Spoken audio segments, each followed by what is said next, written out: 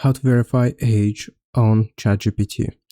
Once you open up ChatGPT, then you want to go and click on your profile icon in the bottom left corner and go into settings.